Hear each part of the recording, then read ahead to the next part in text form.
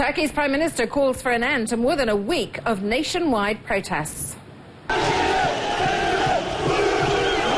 Recep Tayyip Erdogan received a hero's welcome in Istanbul early Friday. That's despite widespread demands for his resignation. The past week has been marked by clashes that have left 3 people dead and more than 4,000 wounded.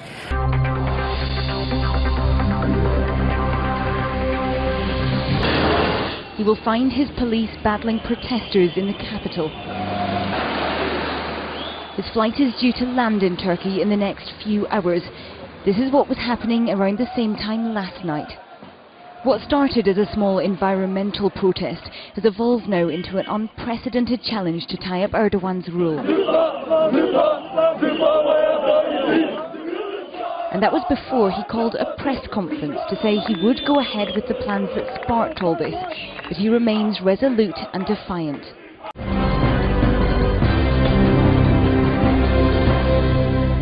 The issue that sparked the protest was a plan to redevelop a park in Istanbul's Taksim Square. Police used force on activists defending the park.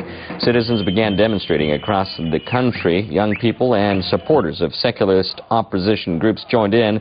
They're accusing government leaders of trying to impose conservative Islamic values on a secular state.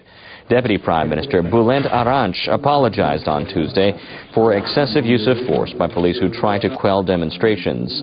Arınç met the representatives of protest groups on Wednesday to try to calm the situation. Still, government leaders have not responded to demands to scrap the redevelopment project.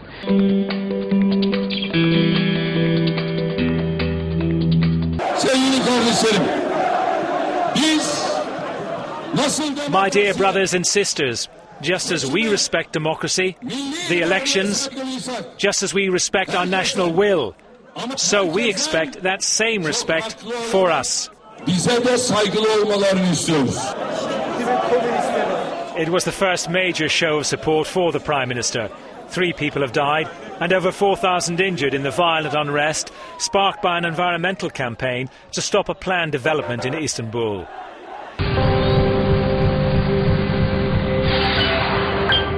Many people turned to social media to find out what was going on in Istanbul, where protesters had been facing off with riot police for days, sparked by a police crackdown against protesters holding a sit-in to protect a park in Istanbul.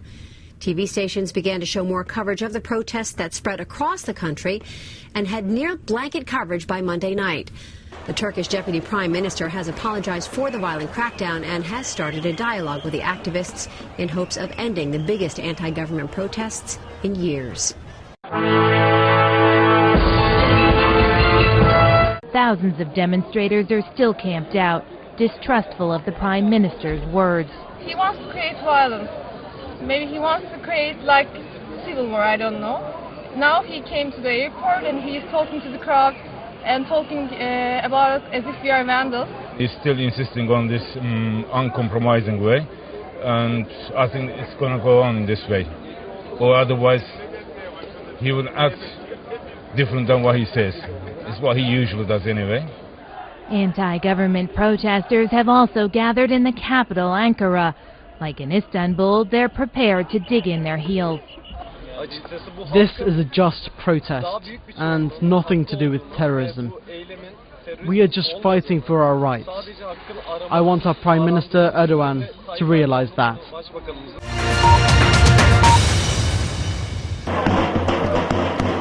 On the other side of the city, a party atmosphere of a different kind. These people are angry. They've occupied Taksim Square for days in protest at a government they claim is becoming increasingly authoritarian. And their response to the Prime Minister's demand for them to leave: We will try to continue as long as we can. I've been here for 4 days. Some of our friends have been here for 10 days. There are some friends who have been here right from the beginning. So it doesn't matter what he says, we will keep on staying here.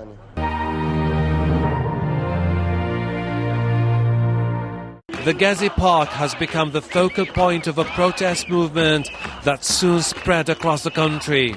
In the absence of a compromise, many here fear the worst may be far from over.